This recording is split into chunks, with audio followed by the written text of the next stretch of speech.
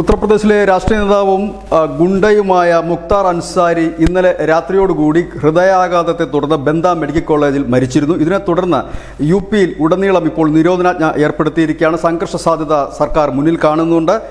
കഴിഞ്ഞ വർഷം BJP MLA Krishnananda റായിയെ കൊലപ്പെടുത്തിയ കേസിൽ ജയിലിലായിരുന്നു ഈ പറയുന്ന മുക്താർ അൻസാരി. ഈ മുക്താർ അൻസാരിയുടെ മരണം ഒരു വലിയ ലഹളയ്ക്ക് കാരണമാകും, ഇല്ലെങ്കിൽ ഒരു കലാപത്തിന് കോപ്പ് കൂട്ടുന്നു എന്നൊരു ഇന്റലിജൻസ് റിപ്പോർട്ടിൻ്റെ അടിസ്ഥാനത്തിലാണ് ഇപ്പോൾ ഈ നിരോധനാജ്ഞ ഏർപ്പെടുത്തിയിരിക്കുന്നത്.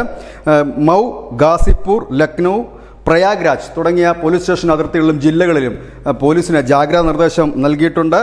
ഏത് സാഹചര്യവും ഏത് അടിയന്തര സാഹചര്യവും നേരിടാൻ പോലീസിനെ സജ്ജമാക്കിയിട്ടുണ്ട്. ഒപ്പം സോഷ്യൽ മീഡിയ നിരീക്ഷിക്കുകയും ചെയ്യുന്നുണ്ട്. ഇതിനിടയിൽ ഈ മുക്താർ അൻസാരിയെ ജയിലിൽ വെച്ച് സ്ലോ പോയിസൺ നൽകി സർക്കാർ കൊല്ലുകയായിരുന്നു, അല്ലെങ്കിൽ ജയിലധികൃതർ കൊല്ലുകയായിരുന്നു ഉമർ അൻസാരി ഒരു ആരോപണമായി രംഗത്തെത്തിയിട്ടുണ്ട്. ഏതായാലും ഒരു സംഘർഷ സാധ്യത കണക്കിലെടുത്താണ് യു.പിയിൽ ഉടനീളം ഇപ്പോൾ നിരോധനാജ്ഞ ഏർപ്പെടുത്തിയിരിക്കുന്നത്. News desk news India Malayalam.